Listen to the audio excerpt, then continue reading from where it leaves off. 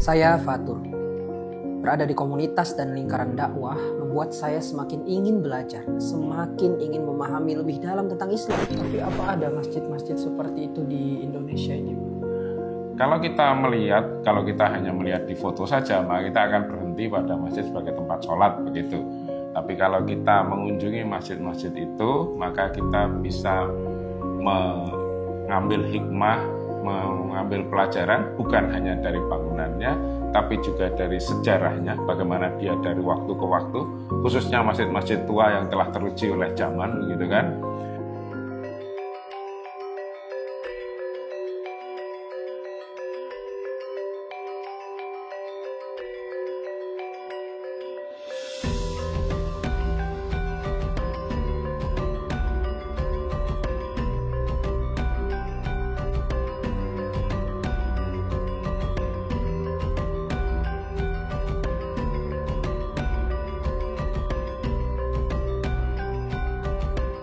Selamat datang di Khazanah Masjid Nusantara. Kali ini kita akan mengunjungi salah satu ikon spiritual dan budaya paling bersejarah di kota Surabaya, Masjid Sunan Ampel.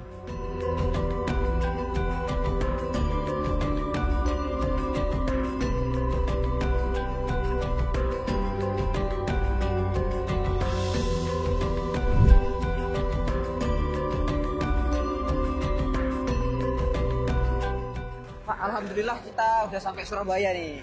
Yuk kita langsung ke Masjid Sunan Ampel di mana nih? Langit cerah, berarti aman hari ini kita. Tapi sebaiknya kita subuhan dulu ya. Ada masjid di sebelah dan nanti kita juga dijemput teman-teman di masjid itu. Jadi pas kita segera subuhan dulu ke sana. Kita dijemput di sana ya, Pak? Ya. Oh iya.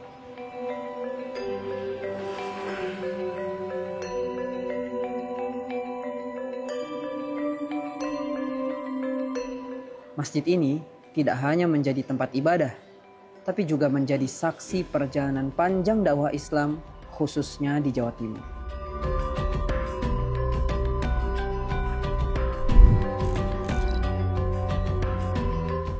Ya, kita sampai ke Masjid Agung dan Makam Raden Rahmat atau Sunan Ampel. Alhamdulillah sesudah perjalanan jauh. Dan masjid berikutnya yang kita saksikan. Mungkin ini yang terbesar di antara kompleks masjid peninggalan para wali.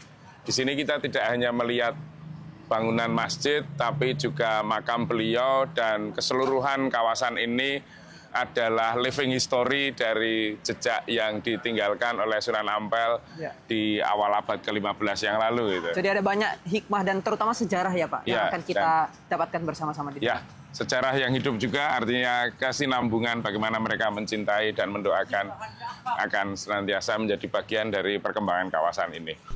Nah, ini kita jalan masuk ke masjidnya ini ya, lewat lorong-lorong ini. Ada kisah apa ini di sini Pak?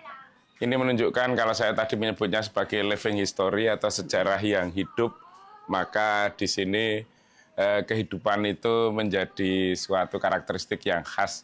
Jadi antara bangunan peribadatan, bangunan peziarahan di makam, beserta kehidupan masyarakat di sekitar membentuk suatu, kalau anak sekarang bilang vibe gitu kan, suasana yang istimewa yang menjadikan bahkan bukan hanya secara visual, kita juga aromanya saja beda. Kalau masuk ke sini ini kita merasakan memasuki dunia yang khas sekali, istimewa dengan segala sajiannya, kehidupannya, dan dagangannya yang seolah-olah kita semakin dekat dengan Tanah Suci, seolah-olah kita menjadi bagian dari keluarga besar umat Islam sedunia ini. Nah, kita harus segera mendekat ke masjidnya ini. Masjidnya, kita akan menuju ke sana, menyusuri lorong yang sangat bermakna ini.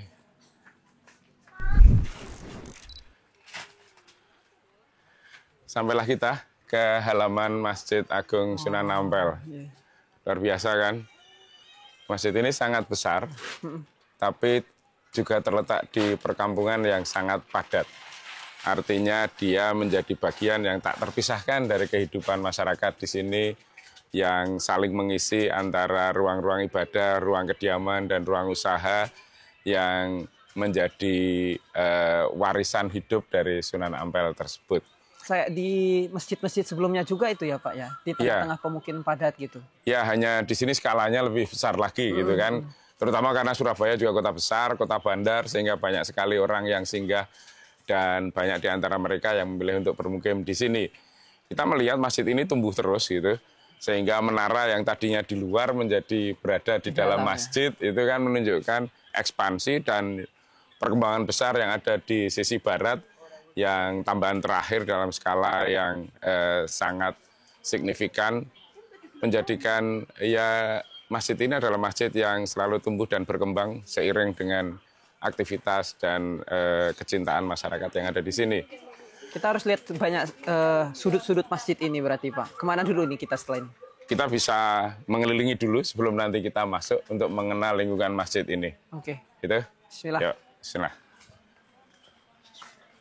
Ya, kita melihat masjid di lingkungan yang padat ini, sehingga tidak ada jarak yang cukup untuk melihat masjid secara keseluruhan.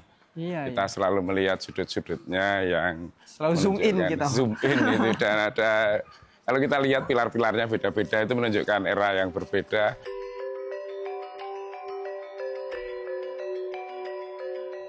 Sesudah kita berjalan menyusuri lorong-lorong yang sangat mengesankan tadi, kita menuju Masjid Sunan Ampel. Dan di sini kita melihat ada gapura. Ini bukan satu-satunya gapura, ada sejumlah gapura yang penting di sini yang menjadi penanda kawasan sekaligus menjadi sarana untuk mengungkapkan ajaran-ajaran keislaman. Ada 5 gapura penting yang ada di sini, ini salah satunya, dan itu menunjukkan tentang rukun Islam. Ada gapura paneksen untuk mengungkapkan bersaksi syahadat. Gapura madhep karena kita menghadap ke kiblat saat sholat. Oke. Gapura ngamal karena kita beramal dengan berzakat. Gapura poso karena kita berpuasa. Dan gapura munggah karena naik haji. Jadi istilah naik haji itu kan menunjukkan kedudukan yang tinggi. Atau ada hubungannya juga dengan Moh Limo dakwahnya Sunan Ampel, enggak Pak? Iya, cuma Moh Limo itu juga 5, tapi dengan kategori yang agak berbeda gitu. Bukan tidak madat, tidak madon, tidak main, tidak dan sebagainya itu. Tapi kalau ini adalah gapura-gapura yang menjadi ungkapan dari rukun Islam tersebut. Islam kita. Di Masjid Sunan Ampel ini kita tahu ada, kita pas jalan tadi Pak, ada tulisan makam ini, makam ini, makam ini, termasuk kan kemudian makam Sunan Ampel ya. Tapi sebelum jauh, Sunan Ampel itu sebenarnya kan Wali Songo yang begitu disegani. Kita tahu sejarahnya. Tapi siapa sebenarnya seorang Sunan Ampel itu? Iya, Sunan Ampel jelas seorang pendakwah yang gigih dan tangguh, dan kedudukan beliau di antara Wali Songo luar biasa. Sehingga sering dipahami bahwa beliau gurunya para wali yang lain, sekaligus pemuka di antara para wali. Putranya adalah Sunan Bonang, muridnya adalah Sunan Giri, Sunan Derajat, berarti kan jaringan para wali itu bersumber pada beliau. Yang tidak kalah istimewanya adalah nasab beliau, yang ini menunjukkan bahwa Islam itu adalah persaudaraan global gitu. Kalau saya memakai peci ini pemberian dari sahabat saya yang ada di Uzbekistan. Gitu. Ini ada hubungannya dengan Sunan Ampel? Wah iya, nggak kebayang kan bahwa dari Jawa Timur, dari Surabaya sampai ke Samarkand, S ke S itu yang jaraknya itu 13.000 km itu kita ternyata punya hubungan persaudaraan. Sunan Ampel dalam salah satu riwayat dikisahkan bahwa beliau adalah putra dari Syekh Ibrahim As-Samarkandi dari Samarkand, dan ini saya dapat dari Samarkand gitu. Samarkand itu jauh di Asia Tengah sana, sekarang menjadi bagian dari kota bersejarah di Uzbekistan. Lalu beliau berdakwah hingga ke Vietnam. Di Vietnam mengislamkan Raja Champa dan menikahi putri di sana. Karena putri Raja Champa ini juga dinikahi oleh Prabu Kertawijaya di Majapahit, maka lalu bersaudara juga. Sehingga hadirlah beliau. Sunan Ampel sendiri lahir di Champa, di Vietnam gitu. Darah Uzbek, lahir di Vietnam, berdakwah di Jawa. Semua menjadi satu jaringan yang luar biasa. Beliau lalu berdakwah di sini dan mengembangkan bukan hanya ajaran keagamaan, tapi juga masyarakat yang ada di sekitarnya.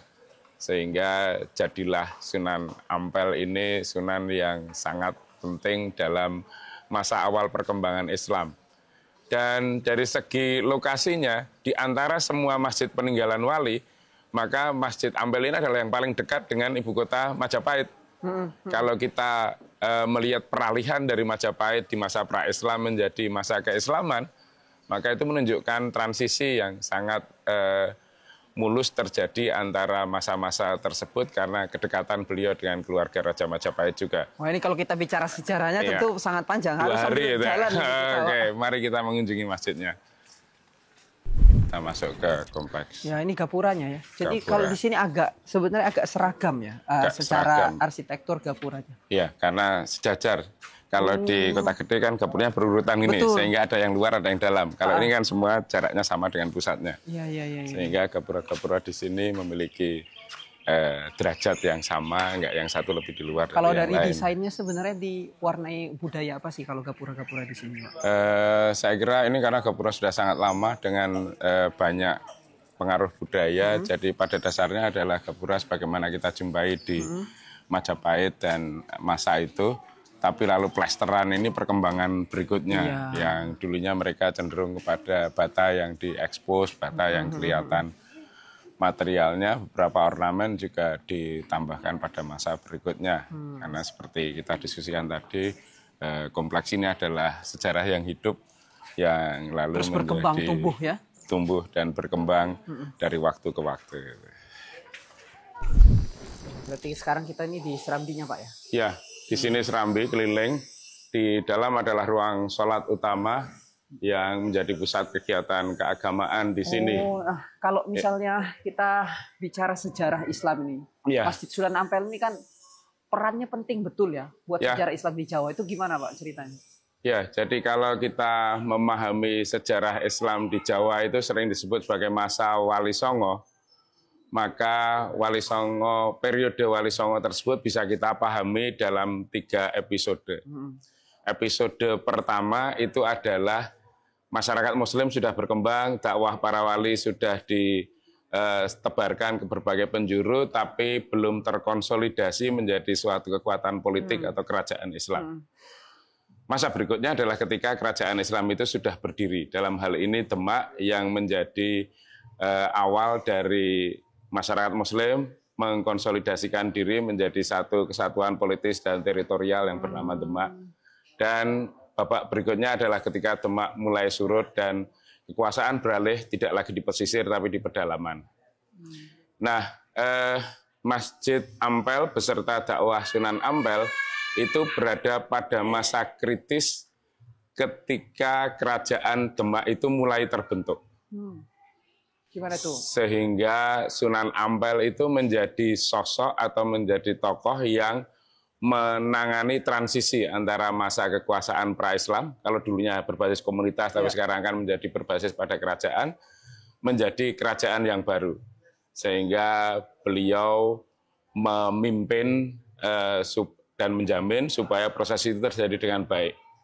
Di masa awal pembangunan Masjid Demak, yang nanti kita juga akan ke sana, itu Sunan Ampel menjadi pemuka dari semua para wali untuk mengkoordinasikan pembangunan masjid yang istimewa tersebut. Di dalam perjalanannya beliau wafat, sehingga kedudukan sebagai pemuka para wali digantikan oleh putranya, yaitu Sunan Bonang. Sunan Bonang nanti akan dilanjutkan dakwahnya oleh murid utamanya, yaitu Sunan Kalijogo. Nah, antara Ampel, Bonang, Kalijogo ini menjadi sekuens dari riwayat para wali tersebut. Ya. Kan masjid ini berdiri 1421. Ya. Itu berarti masa-masa transisi. Masa-masa transisi tersebut, dan ini bukan hanya masjid untuk ibadah, tapi juga pesantren Ngampel Dento yang menjadi tempat pembelajaran dari santri di banyak tempat. Di antara mereka yang belajar di sini, yang lalu mendapat martabat sebagai Wali Songo juga adalah Sunan Giri dan Sunan Derajat. Ya. Sunan Giri nanti akan di Gresik mengembangkan pesantren yang juga tidak kalah besarnya, dan dakwahnya bahkan mencapai sampai ujung timur di Ternate atau wilayah-wilayah bagian timur Indonesia lainnya, Lombok dan sebagainya. Itu adalah ekspansi dakwah dan kultural dari Sunan Giri. Nah, kalau yang pesantren Ngampel Gento tadi Iya. ini kan bukan Denta toh, Pak. Iya. Saya kira tadi ada hubungan dengan gigi. Ginta. Ngampel Gento ini apa yang diajarkan di sini oleh Sunan Ampel dan juga Iya. mungkin guru-guru lainnya? Ya, yang di Sunan Ampel jelas mengajarkan keagamaan.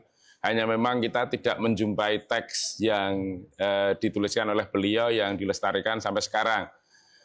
Tapi Suluk Wujil yang biasanya dikaji sebagai teks peninggalan Sunan Bonang itu masih bisa dijumpai. Sehingga paling enggak murid satu grade-nya itu kita bisa menjumpai ajaran beliau. Selain ajaran-ajaran akidah dan ibadah, Sunan Ampel juga banyak mengembangkan pola-pola dakwah akulturasi sehingga membina kebudayaan di sini bukan untuk menghabisinya, tapi justru dengan adanya Islam, budaya di Pulau Jawa ini makin berkembang baik dalam bentuk ajaran moral, ajaran spiritual dan berbagai ajaran kultural lainnya. Ya, penting, luar biasa penting berarti peran masjid ini. Ya. Dan nanti kita akan melihat ya bagaimana dakwah lewat arsitekturnya. Ini yang saya juga penasaran dan bertanya-tanya kenapa ada jumlahnya ini, bahannya ini, kita kayaknya harus membahas itu juga. Iya. Ya mungkin, tapi karena ini sebagai masjid yang sudah sangat tua dengan penambahan yang terus-menerus, sehingga kita juga harus pandai-pandai untuk mengidentifikasikan ini dari masa yang mana, supaya kita bisa memahami dengan sebaik-baiknya.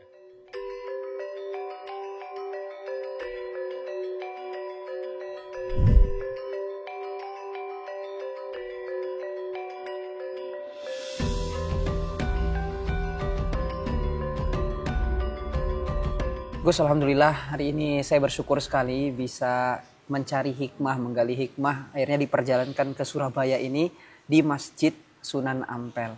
Mendengar nama Sunan Ampel itu kan itu seorang wali yang luar biasa peran dakwahnya. Saya sempat baca-baca ada yang namanya Moh Limo dalam dakwah beliau. Itu apa, Gus? Tayyib, bismillahirrahmanirrahim. Alhamdulillah wassalatu wassalamu ala Rasulillah sallallahu alaihi wasallam.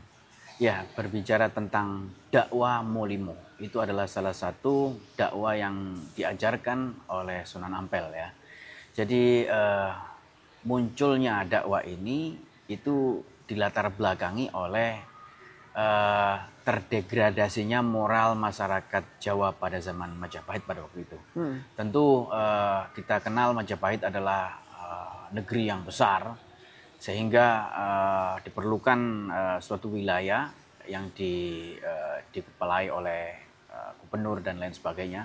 Karena besarnya wilayah Majapahit ini, jadi sentralnya yang berada di Majapahit itu mengalami kesulitan untuk melihat akses daerah-daerah kecil itu, sehingga banyak masyarakat-masyarakat yang dipimpin oleh beberapa gubernur wilayah ini mengalami degradasi moral tadi yang saya katakan.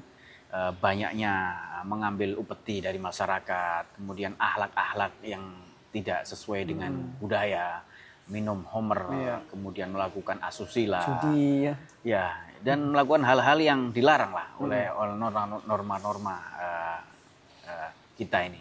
Sehingga peran Sunan Ampel ini tentu sesuai dengan ajaran Rasulullah, yaitu yang pertama, innama bu'istu liutammima makarimal akhlak. Jadi Rasulullah memang diutus untuk menyempurnakan akhlak itu sebelum akidah.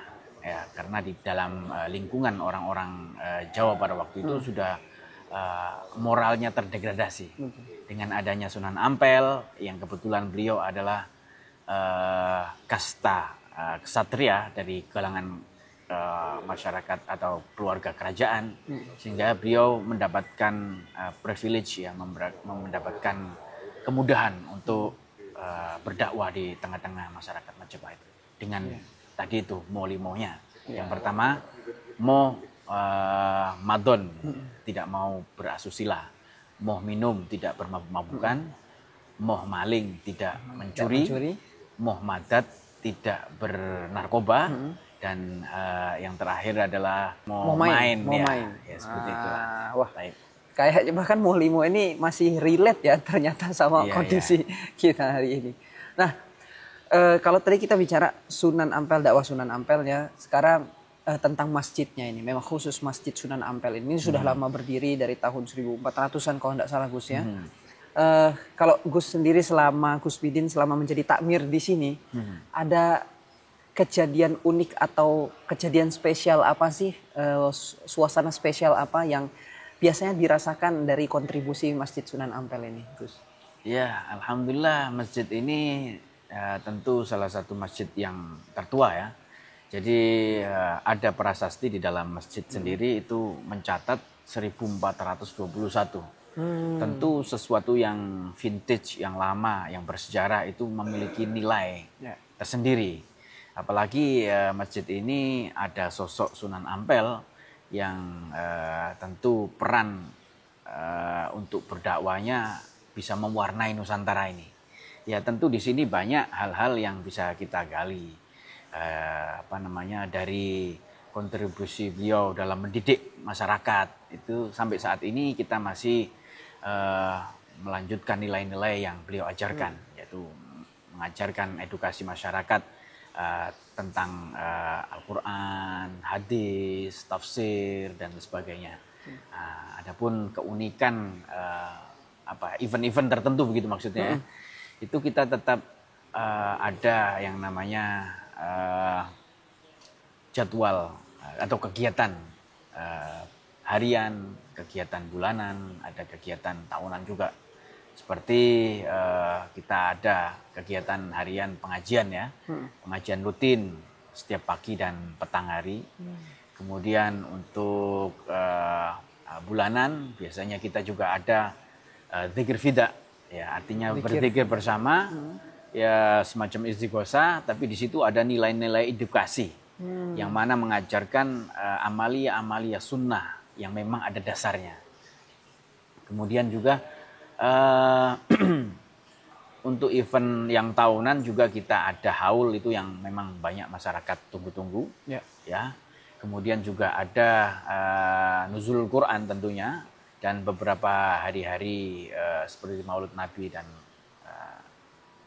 yang lainnya. Ya, sebelum kita mendalami soal kegiatan, festival atau event-event yang ada di Masjid Sunan Ampel ini, Gus. Ini yang menarik adalah pengunjung atau peziarah yang ada di Masjid Sunan Ampel ini. Ini kalau boleh tahu rata-rata waktu yang paling ramai itu biasanya kapan? Dan dari mana aja sih orang-orang tuh datang ke Masjid Sunan Ampel ini, Gus? Ya. Tentunya masyarakat datang ke Ampel ini yang pertama ya kalau menurut kepercayaan orang-orang Jawa itu biasanya malam Jumat. Ada hari-hari mungkin untuk ini kan tradisi juga ya. Untuk masyarakat Jawa Tengah itu biasanya Kliwon, malam Jumat Kliwon. Tapi kalau Jawa Timuran itu malam Jumat Legi. Nah, terlepas dari itu banyaknya pengunjung di sini itu umumnya hari-hari libur. Hari Sabtu, hari Minggu, ya itu biasanya mahasiswa atau mungkin orang-orang yang bekerja hari weekend mereka itu di hari libur ya. Jadi datang ke sini niatnya bermacam-macam. Ada yang untuk belajar atau edukasi mencari tahu tentang sejarah. Ada yang datang untuk sholat, ada yang datang untuk berziarah kubur, ya macam-macam di sini. Ya, berarti nggak cuma dari Jawa Tengah, Jawa Timur, ada juga yang sampai dari mancanegara dan dari luar, dari dalam negeri juga ada, dari mancanegara, umumnya dari negara-negara yang mencintai budaya. Dia pengen belajar tentang budaya suatu negara, seperti Perancis, kemudian beberapa Amerika, Australia. Ya, kemudian Jerman, ya untuk negara-negara tetangga mungkin Malaysia, Thailand yang satu rumpun sama kita, Singapura, itu memang mereka ingin belajar masuknya Islam masuk ke negeri Nusantara maksudnya. Itu bagaimana? Ya memang pusatnya di negeri kita ini. Ya. Dan di tempat ini awal pertama kali pesantren didirikan.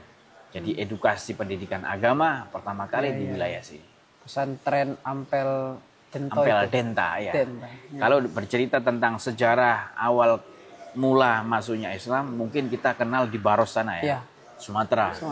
Ya, kemudian masuk ke wilayah-wilayah ya ke Aceh juga, wilayah sana. Oke. Sampai masuk ke itu udah ada ya secara bahkan di Gresik sendiri ada yang lebih tua dari Sunan Ampel namanya Fatimah binti Maimun, itu 1100-an. Masya Allah. Nah itu kalau ada turis mancanegara atau mungkin tadi juga dalam negeri ya yang ingin belajar sejarah itu biasanya apakah ada yang mendampingi atau kemudian memberikan informasi itu dari masjid atau seperti apa biasanya pembelajaran itu dilakukan untuk turis-turis itu? Ya, tergantung dari yayasannya ya yang bawa.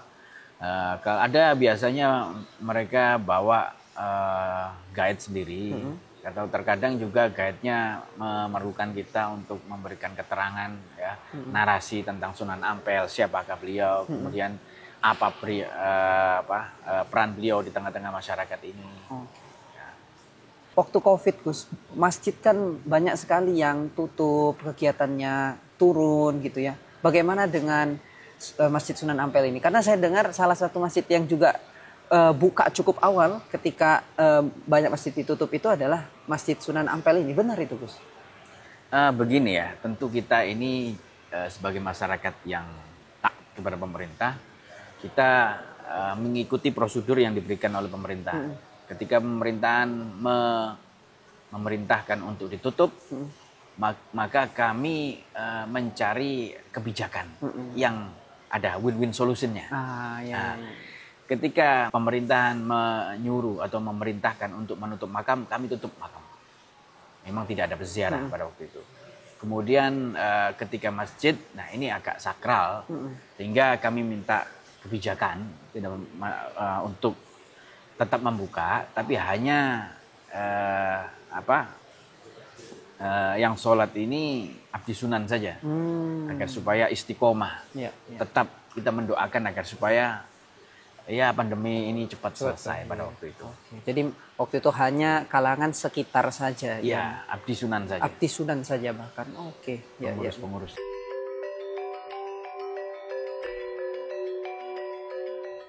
Nah, sekarang ini Gus, kita kembali lagi mendalami event, budaya, tradisi-tradisi yang kemudian ada tadi. Ada yang harian, ada pengajian harian, event bulanan, tahunan.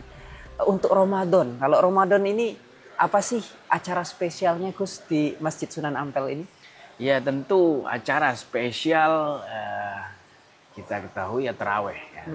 Kita beberapa tahun yang lalu kita mendatangkan imam ya dari Madinah. Jadi 10 hari pertama kita memang ada jadwal untuk para imam. Ya, kami berikan yang terbaik sehingga masyarakat itu antusias untuk datang ke masjid beramai-ramai. Ya tentu di masjid ini mungkin bisa dikatakan unik karena 1 juz kali seharinya. Jadi 1 bulan mungkin 30 khatam juz, ya. Alhamdulillah. Jadi cukup lama lah. Sampai jam 9:30. Jadi tarawih itu tadi.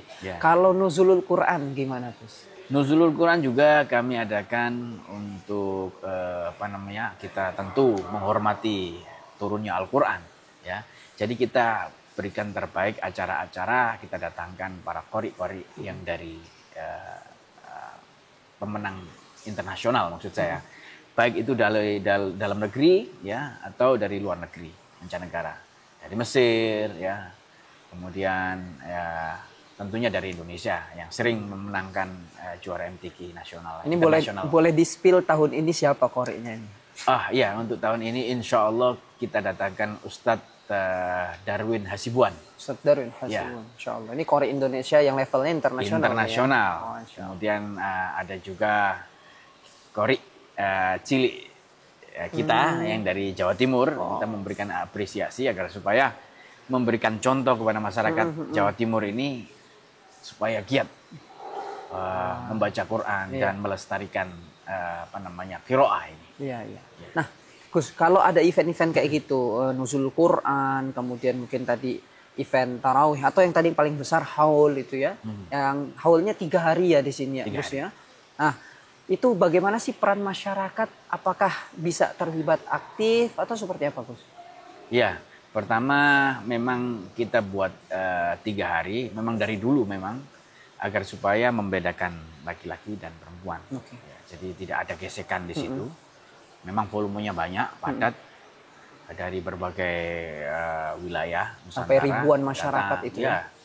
Kemudian tentu banyak masyarakat yang peran aktif ya, seperti beberapa memberikan sumbangsi makanan, kemudian memberikan amalia bantuan untuk menertibkan para jamaah, ya baik itu parkiran atau di dalam masjid ya, menuluskan shaf dan banyak lagi bantuan masyarakat membersihkan mukena, mungkin juga banyak juga dan sejadah masjid itu.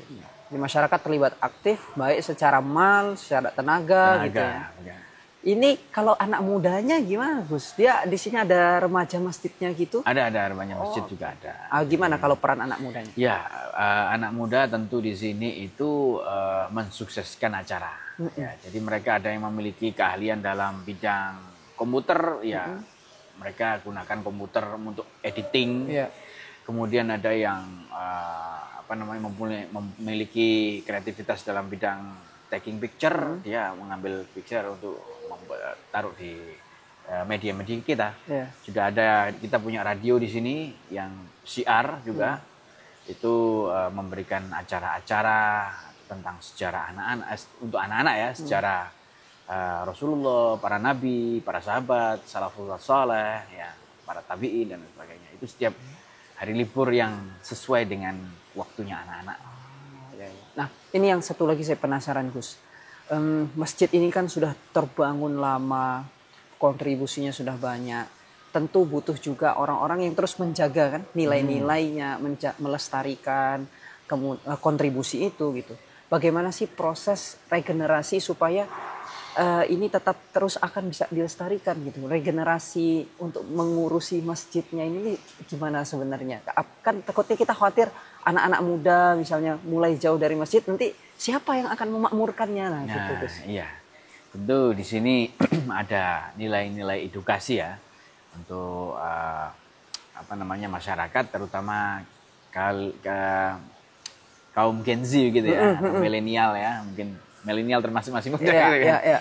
Untuk berperan aktif ya, tentu di sini kan ada universitas juga ya. Sehingga dari situ kita sering mengajak untuk mengikuti acara atau kita gali kemampuan mereka, kreativitas yang dimiliki.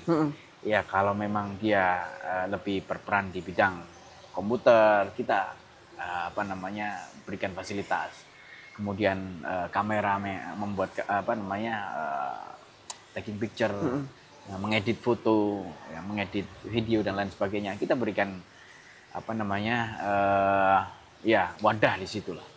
Kemudian jadi, radio, kita juga ada radio. Ya, tadi ada ruang siaran gitu ya. Ya, radio juga kita sering juga dari beberapa instansi pendidikan untuk belajar tentang cara menjadi seorang penyiar gitu ya. Ya, berarti universitas tadi itu menjadi salah satu kontribusi juga sekaligus regenerasi ya untuk yang bisa terlibat kontribusi di masjid. Itu salah satunya. Ya, salah satu. Selain juga kita juga ada mengadakan kegiatan acara-acara seperti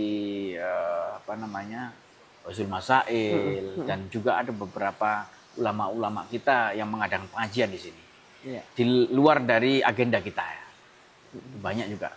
Kalau untuk 10 hari terakhir Ramadan, Gus, ini terakhir nih. 10 hari terakhir Ramadan ini ada program spesial enggak kalau di Masjid Sunan Ampel? Atau mungkin iktikaf bisa dilakukan juga oleh masyarakat di sini? Ya, saya kira itu lebih ke spesial ya, hari-hari yang spesial. Asyara awakhir minar Ramadan itu memang banyaknya masyarakat kaum muslimin memperbanyak amalia. Baik itu sholat, atau membaca Quran, atau zikir-zikir. Sehingga kami berikan waktu 10 hari terakhir itu dibuka lebar. Jadi masyarakat silakan datang beriktikaf. Ya. Karena kalau mengingat hari-hari biasa kita selalu tutup. Ya ada waktunya, jamnya ya. Ada waktunya. Nah, Gus, sekarang soal the untold story-nya ini. Kisah-kisah yang mungkin orang tuh tidak banyak tahu. Orang datang, orang sholat, tapi mungkin belum tahu gitu ya. Hal-hal di balik mungkin bangunannya, atau kemudian peranan dari Sunan Ampel itu sendiri. Misalnya soal sumur itu, Gus. Kan kita tahu Sunan Ampel tuh menggali sumur ya. Itu sampai sekarang masih berkontribusi, termanfaatkan aktif gitu. Ya, alhamdulillah. Tentu air ini kan sebagai sumber kehidupan ya. Di mana ada air, kalau kita belajar dari bangsa Arab, di mana ada air, di situ pasti ada kehidupan. Ya, makanya air itu adalah sumber kehidupan. Seperti halnya di wilayah kita ini, ya namanya dulu terkenal bernama Ampel Dentu. Di sini adalah satu tanah perdikan yang diberikan oleh Kerajaan Majapahit, karena beliau masih ada hubungan kerabat dengan istri dari Bri Kertabumi, yaitu Brawijaya V gelarnya, memiliki istri yang bernama Dewi Diarawati. Itu bibi beliau, ya, adik dari ibu beliau. Sehingga tentu ketika kerajaan Campa pada waktu itu mengalami kekalahan oleh Fetkong ya, di dalam babat tanah Jawa ya, itu dikatakan bahwasanya salah satu yang melatar belakangi pindahnya masyarakat Campa ke wilayah Nusantara itu karena ada peperangan itu. Nah, di tengah-tengah masyarakat dengan dakwah beliau yang rahmatan lil alamin, ya, sukses untuk meredam beberapa para pemberontak ya, masyarakat Majapahit. Dengan dakwah beliau maka redahlah. Dengan dakwah beliau itulah maka beliau mendapatkan satu tanah perdikan di tanah Ampel ini. Nah, tentu dengan adanya wilayah ini salah satu tempat untuk wadah beliau berdakwah. Membangunlah masjid pada waktu itu, ya. Tentu di situ ada sumur, ya. Dahulu masih ada di dalam masjid itu. Karena mengalami perluasan, maka sumur masjid itu masuk dalam bagian luar masjid. Dalam masjid. Oh, dalam masjid. Ya. Betul. Tentu masyarakat dahulu datang untuk sekedar mengambil air untuk minum, atau mungkin untuk membersihkan badan, bersuci dan lain sebagainya. Itu fungsinya. Apalagi Gus kira-kira yang langsung diwariskan ya oleh Sunan Ampel dulu tuh, misalnya apa yang tingginya 17 meter menara, pilar-pilar itu ada filosofinya nggak itu? Ya, kalau menurut para sejarawan Muslim ya, jadi pilar-pilar yang ada di dalam Masjid Lama itu di Ampel itu ada 16 biji ya, 16 pilar. Yang artinya itu simbol memiliki filosofi huruf syahadat itu ada 16. Masya Allah. Nah, kemudian tinggi dari pilar itu 17 meter, itu menggambarkan bahwasanya orang yang melakukan ibadah sholat 5 waktu, artinya 17 rakaat, maka Allah akan mengangkat derajatnya setinggi-tingginya. Itu hanya simbol begitu tinggi. Ya, seperti jadi itu filosofi tadi ya, salah satu yang itu menjadi dakwah dari Sunan Ampel yang artinya masjid ini ya bukan cuma persoalan bangunannya saja, tapi bagaimana mengajak masyarakat untuk teguh dalam syahadatnya, untuk istiqomah dalam sholatnya, sehingga kemudian derajatnya itu tinggi di sisi Allah. Wah, ini ada indah nilai-nilai sekali. yang tersirat diajarkan beliau. Wah, siap. Ini membuat saya makin gak sabar untuk melihat lagi wilayah masjid ini dan menggali hikmahnya. Mendapatkan hasanah dari masjid ini insya Allah. Syukran jazakumullah khairan Gus Fidin.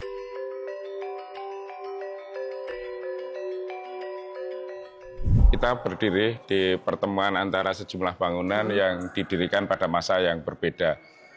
Yang di sini kita melihat mihrab yang berada di bagian transisi, pusat yang relatif simpel dengan relung yang sama seperti bagian yang lain, serta bagian-bagian yang lebih tua yang ada di seberangnya. Di belakang ini kita akan mengunjungi bagian yang paling baru, yang besar tapi dipakai pada saat sholat Jumat saja.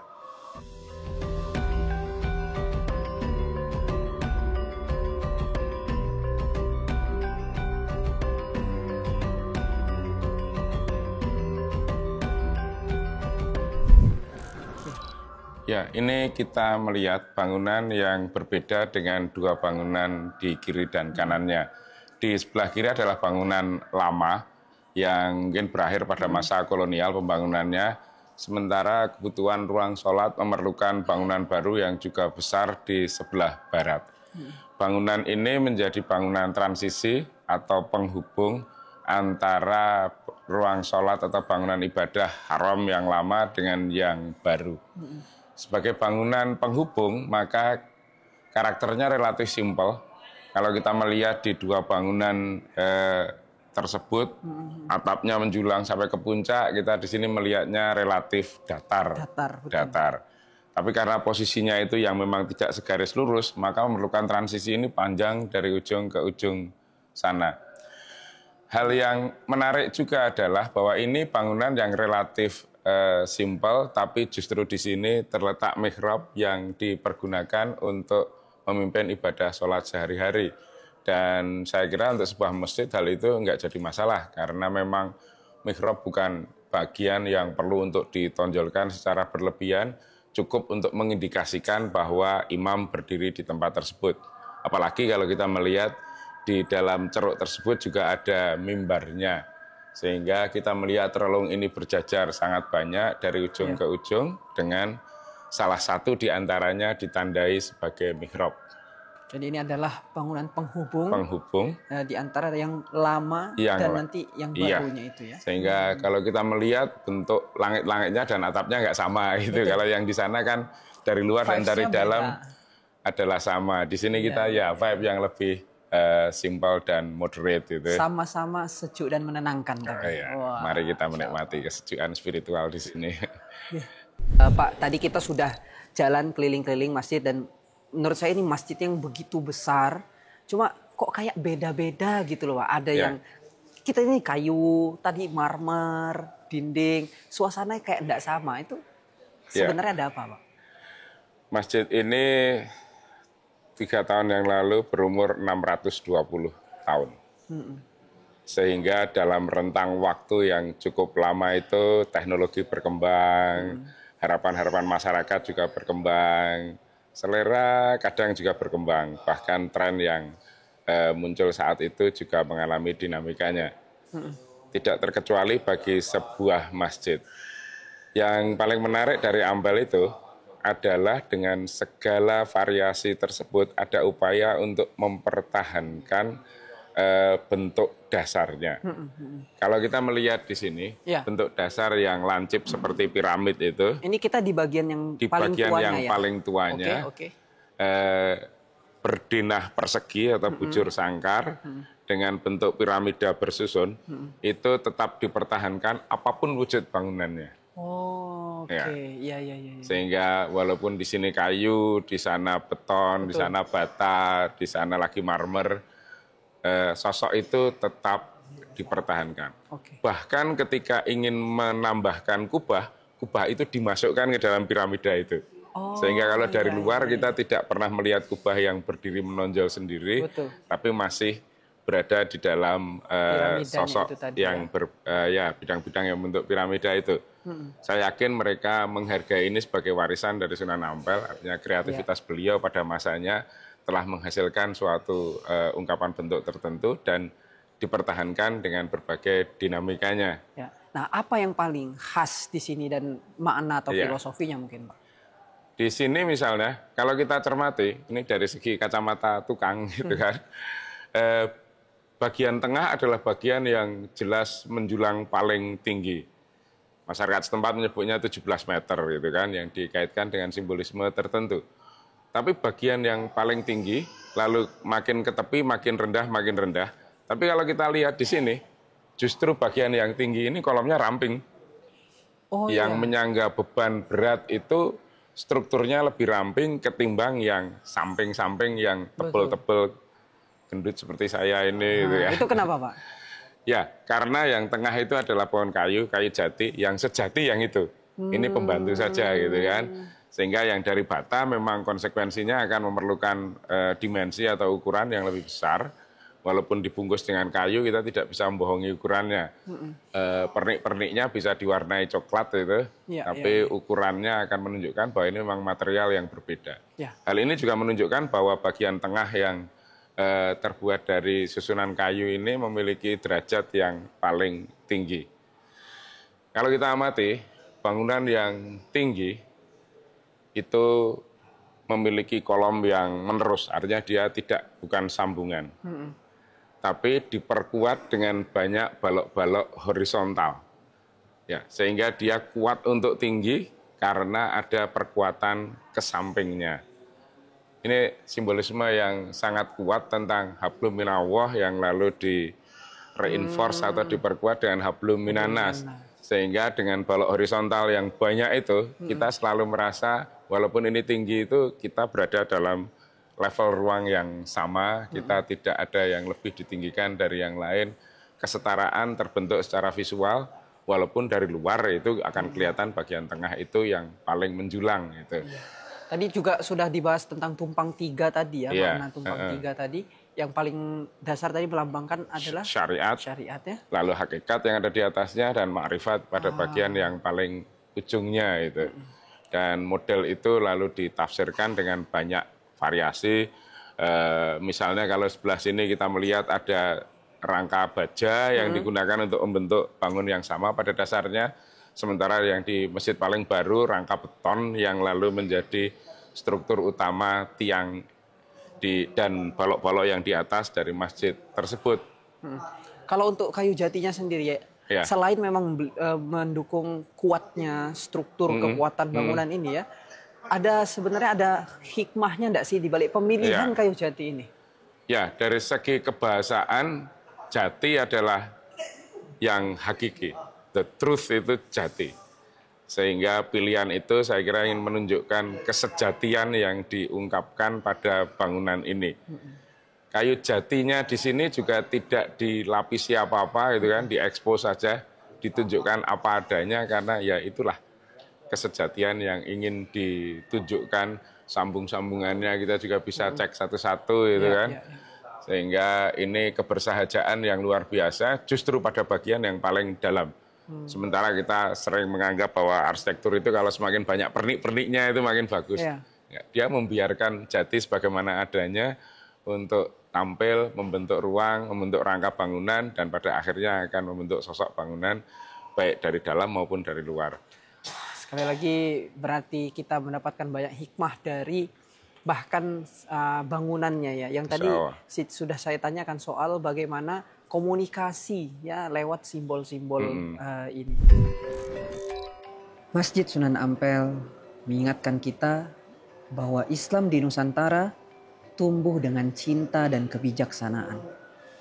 Di sini, tradisi dan agama berjalan beriringan, menciptakan harmoni yang mengakar kuat hingga hari ini. Terima kasih telah mengikuti perjalanan ini bersama Khasanah Masjid Nusantara. Sampai jumpa di episode berikutnya, di mana kita akan terus mengungkap jejak-jejak cahaya Islam yang tersebar di seluruh penjuru negeri.